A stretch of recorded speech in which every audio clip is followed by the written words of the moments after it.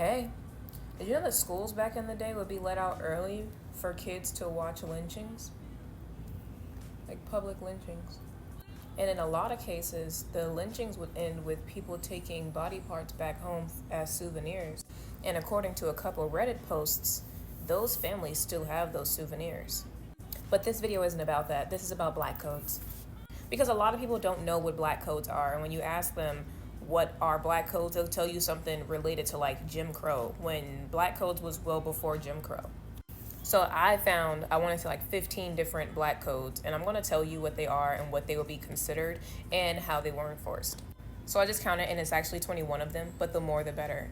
Now, if you don't know what black codes are, if you've never heard it or you've always been curious but have gotten like a vague response, the best way I can explain it is like social crimes.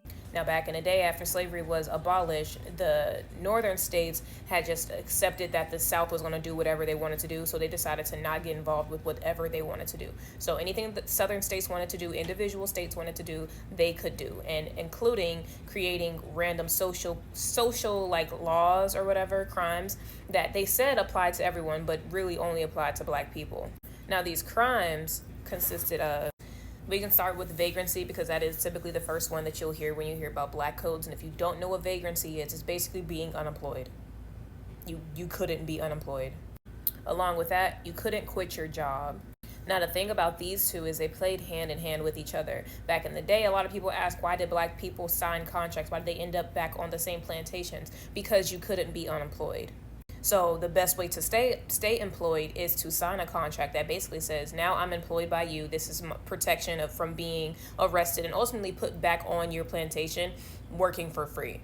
Mind you, black people were prohibited from working in fields other than agriculture and anything in like a servitude type of industry. That can be like a housekeeper. It can anything where they're your servant. When it comes to quitting your job, they will be charged with fraud. Another black code was you can't hire a free black man unless he has his discharge papers from his last employer, along with a reference. We still use references to this day, and that's where it started. Slavery. Another black code would be riding the train without a ticket. Now, what's ironic about this is the train was free. The South didn't have like the architectural design that we have today, like all these freeways and sidewalks. Also, they're getting rid of sidewalks, but anyway. But they didn't have a lot of sidewalks, so the best way to get to and from one side of town to the other was the train. It was free. But if you were caught riding without a ticket, it would be considered stealing. Stealing what? I don't know. The thing about this as well is, like, ticket counters and ticket stations were known for refusing black customers. So you kind of had no way to get a ticket. So your only way to get across town would either be to walk along the rail, like the train tracks, which was also another black code that was illegal, or to ride the train illegally, which is also a black code, illegal. Walking along the train tracks was called trespassing. Another couple black codes would be drinking, even if you're in a saloon, drinking, gambling, carrying a weapon. The thing about carrying a weapon was it's what they deemed was a weapon. You could be carrying a fucking stick, and they say that it's a weapon. Interracial sexual relations was also considered a black code, but it only applied to the black party, and it was mostly enforced with black men marrying or having sex with white women. During that time, it was more likely for a black man to be caught up with a white woman than the opposite.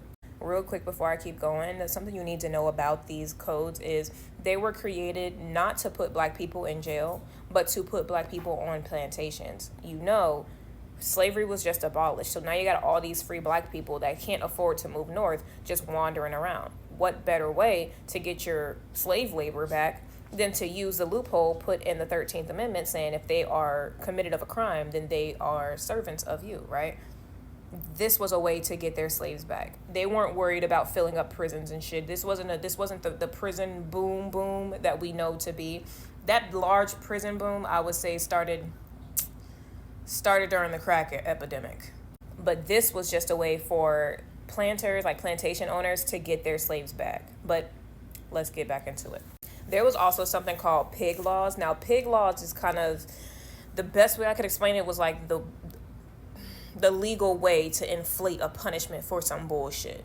For instance, like I said, these people were not going to prisons. They were not going to jail. Sometimes they were, but the main thing was either having them pay a hefty fine, or putting them back on a plantation to work for these plantation owners. And the thing with pig laws was, say you got caught stealing a piece of bubble gum, you would be sentenced to 5-10 years of slave labor, or you'd be sentenced to like $30,000 fine, which you can't afford. So now you're being forced into either not paying this fine and going to jail, becoming a slave anyway, or going to get one of these contracts, these labor contracts, where you're put under the same conditions that a slave would be under anyway. So really, it was a full circle. They had it all mapped out, very well planned. A couple more black codes could be bigamy, homosexuality, illegal voting, selling whiskey, playing dice, being outside when the sun was out with no reason, selling cotton after the sun was set, upsetting a white woman, and a lot of other bullshit. So when someone tells you black codes is something related to black people not being able to go in certain places or use the same facilities as a white person, that is Jim Crow. That is not black codes. Jim Crow came after black codes, once it was apparent that they were using these to enslave people. White people always had the same game. They just know how to change the play up. But hopefully now you know. If you're new here, give me a follow. I teach Black history. Also tap my link tree. Did you know this?